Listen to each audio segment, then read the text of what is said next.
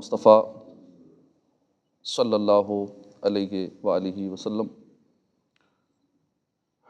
تم جہاں بھی ہو مجھ پر درود پڑھو، تمہارا درود مجھ تک پہنچتا ہے۔ صلو علی الحبیب صلی اللہ تعالی علی محمد صلی اللہ علیہ وآلہ وسلم۔ 27واں پارہ سورہ الحدید کی آیت نمبر 25، 26، 27۔ اعوذ باللہ من الشیطان الرجیم، بسم اللہ الرحمن الرحیم۔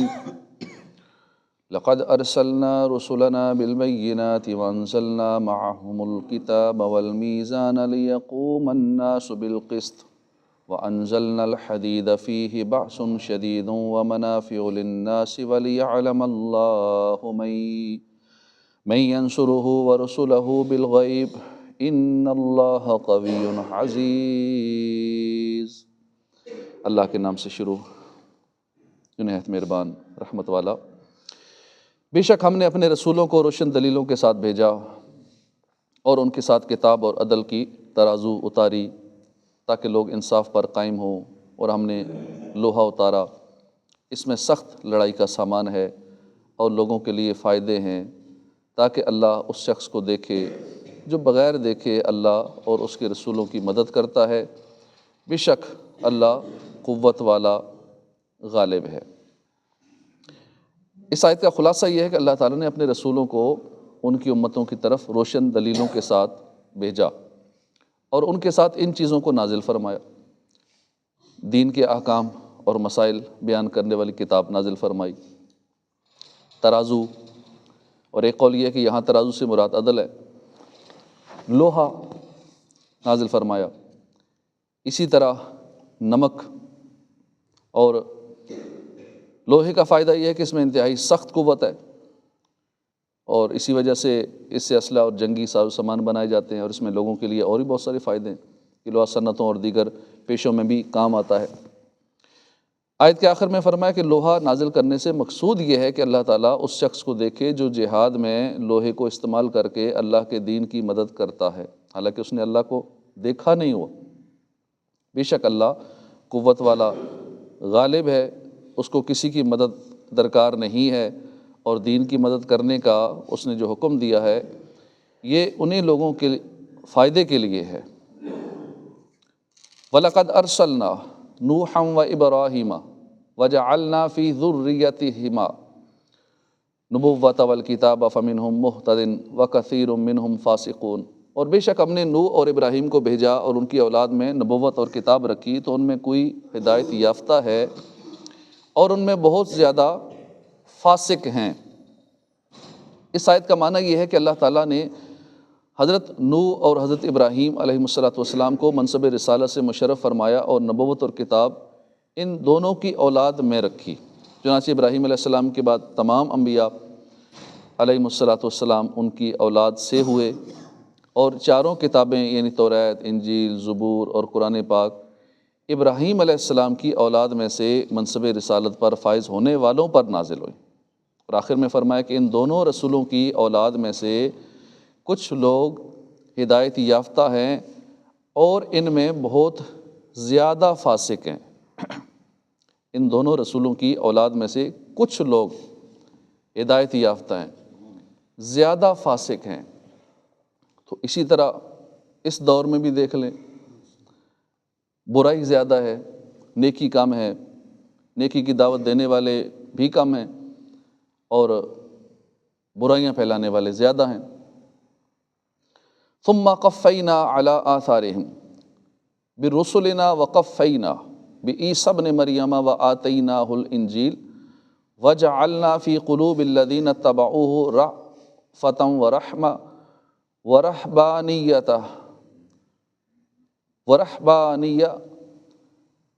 نبتدعوها ما كتبناها علیہم الا ابتغاء رضوان اللہ فما رعوها حق رعایتها فآتینا الذین آمنوا منہم اجرہم وکثیر منہم فاسقون۔ پھر ہم نے ان کے پیچھے ان کے قدموں کے نشانات پر اپنے مزید رسول بھیجے اور ان کے پیچھے عیسیٰ بن مریم کو بھیجا، اور اسے انجیل عطا فرمائی، اور اس کے پیروکاروں کے دل میں نرمی اور رحمت رکھی، اور رہبانیت کہتے ہیں دنیا سے قطع تعلقی کرنا۔ رہبانیت کو انہوں نے خود ایجاد کیا، ہم نے ان پر یہ مقرر نہ کیا تھا۔ ہاں، اللہ کی رضا طلب کرنے کے لیے انہوں نے یہ بدعت ایجاد کی، پھر اس کی ویسی رعایت نہ کی جیسی رعایت کرنے کا حق تھا، تو ان میں ایمان والوں کو ہم نے ان کا ثواب عطا کیا، اور ان میں سے بہت سے نافرمان ہیں۔ ثم قفینا علی آثارہم برسلنا، پھر ہم نے ان کے پیچھے ان کے قدموں کے نشانات پر اپنے مزید رسول بھیجے۔ اس آیت کا خلاصہ یہ ہے کہ اللہ تعالیٰ نے حضرت نوح علیہ السلام، ابراہیم علیہ السلام کے بعد عیسیٰ علیہ السلام کے زمانے تک یکے بعد دیگرے کئی رسول بھیجے، اور ان کے بعد حضرت عیسیٰ بن مریم علیہ السلام کو بھیجا، انہیں انجیل عطا فرمائی، اور دین میں ان کی پیروی کرنے والے آپس میں ایک دوسرے کے ساتھ محبت اور شفقت رکھتے ہیں۔ اور راہب بننا یعنی پہاڑوں، غاروں، تنہا مکانوں میں خلوت نشین ہونے، صومعہ بنانے، دنیا والوں سے میل جول ترک کرنے، عبادتوں میں اپنے اوپر زائد مشقتیں بڑھا لینے، نکاح نہ کرنے، نہایت موٹے کپڑے پہننے، ادنیٰ غذا انتہائی کم مقدار میں کھانے کے عمل کو انہوں نے خود ایجاد کیا تھا۔ اللہ تعالیٰ نے ان پر یہ چیزیں مقرر نہ کی تھیں، البتہ یہ بدعت انہوں نے اللہ کی رضا طلب کرنے کے لیے ایجاد کی، لیکن پھر ان کے بعد والے اس کی ویسی رعایت نہ کر سکے جیسی رعایت کرنے کا حق تھا، بلکہ اس کو ضائع کر دیا، اور تثلیث و اتحاد یعنی تین خدا ماننے اور عیسیٰ علیہ السلام میں خدائی اور انسانیت کا اتحاد ماننے میں مبتلا ہوئے، اور حضرت عیسیٰ علیہ السلام کے دین سے کفر کر کے اپنے بادشاہوں کے دین میں داخل ہو گئے، اور ان میں سے کچھ لوگ حضرت عیسیٰ علیہ السلام کے دین پر قائم اور ثابت بھی رہے، اور جب حضور کا زمانہ پایا تو حضور صلی اللہ علیہ وسلم پر بھی ایمان لائے، تو ان میں سے ایمان والوں کو اللہ تعالیٰ نے ان کا ثواب عطا کیا، اور ان میں سے بہت سے لوگ جنہوں نے رہبانیت کو ترک کیا اور عیسیٰ علیہ السلام کے دین سے منحرف ہو گئے، وہ نافرمان ہیں۔ بدعت حسنہ جائز اور بدعت سیئہ ممنوع و ناجائز ہے۔ علامہ اسماعیل حقی رحمۃ اللہ علیہ لکھتے ہیں، اس آیت میں اللہ تعالیٰ نے رہبانیت اختیار کرنے پر ان کی مذمت نہیں فرمائی، بلکہ اس پر جیسے عمل کرنے کا حق تھا، بعد والوں کے ویسے عمل نہ کرنے پر ان کی مذمت فرمائی، اور ان کے ایجاد کیے ہوئے فعل کو بدعت کہا گیا، اور ان کے برخلاف اس امت نے جس نئے کام کو نیکی کے طریقے کے طور پر ایجاد کیا، ان کی عظمت و شرافت کی وجہ سے اسے سنت کہا گیا، جیسا کہ حضور پر نور صلی اللہ علیہ وسلم نے فرمایا، من سن فی الاسلام سنت حسنہ، جس نے اسلام میں اچھی سنت، اچھا طریقہ ایجاد کیا۔ اس حدیث میں حضور نے ہمیں اسلام میں نیک طریقے نکالنے کی اجازت دی ہے، اور اس کا نام سنت رکھا ہے، اور اس طریقے کو نکالنے والوں اور اس طریقے پر عمل کرنے والوں کو اجر و ثواب کی بشارت دی ہے۔ ابو عبداللہ محمد بن احمد قرطبی رحمۃ اللہ علیہ فرماتے ہیں،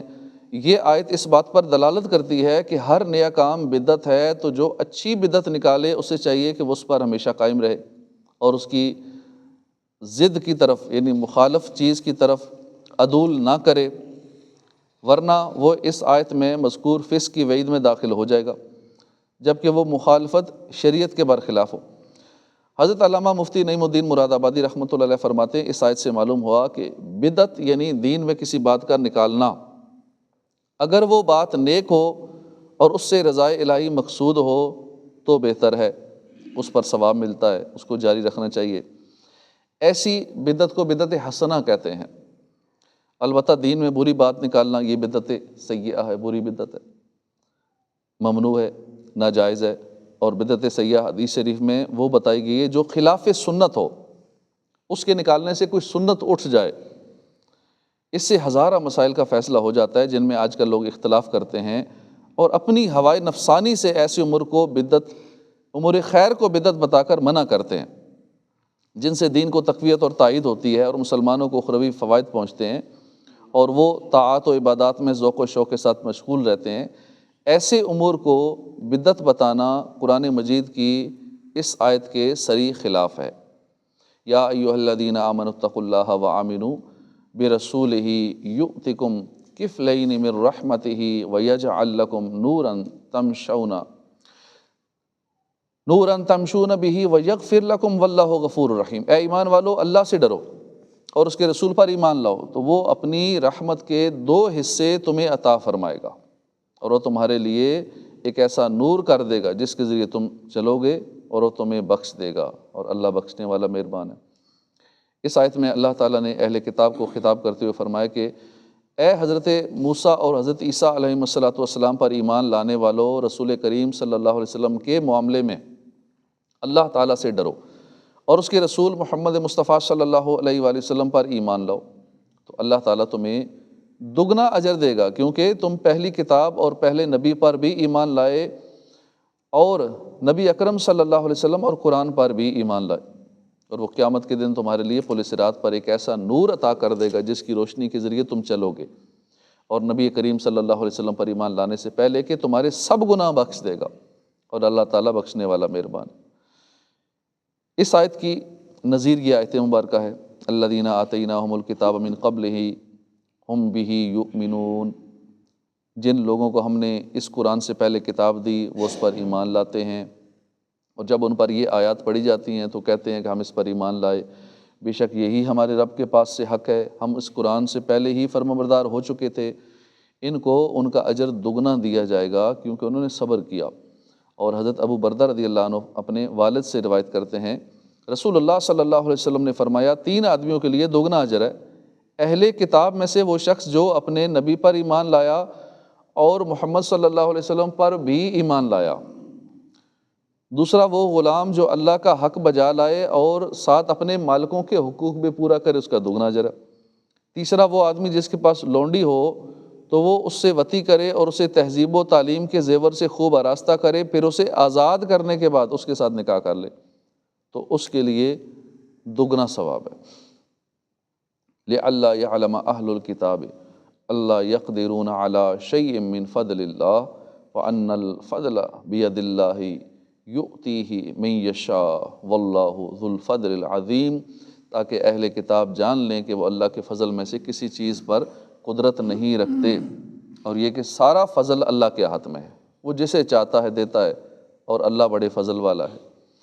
اس آیت کا شان نزول یہ ہے کہ جب اوپر والی آیات نازل ہوئیں اور اس میں اہل کتاب میں سے مومنین کو سرکار دو عالم صلی اللہ علیہ وسلم کے اوپر ایمان لانے پر دگنے اجر کا وعدہ دیا گیا،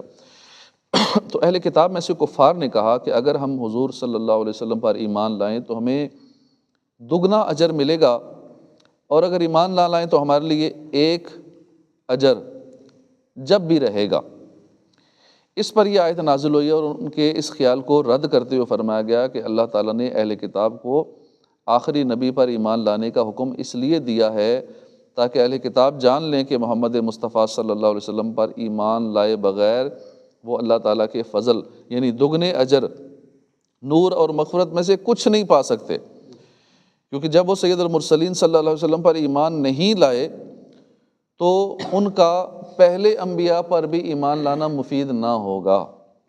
اور وہ یہ بھی جان لیں کہ سارا فضل اللہ تعالیٰ کے ہاتھ میں ہے، وہ اپنے بندوں میں سے جسے چاہتا ہے دیتا ہے، کیونکہ وہ قادر ہے، مختار ہے، اور اللہ پاک بڑے فضل والا ہے۔ صدق اللہ العظیم۔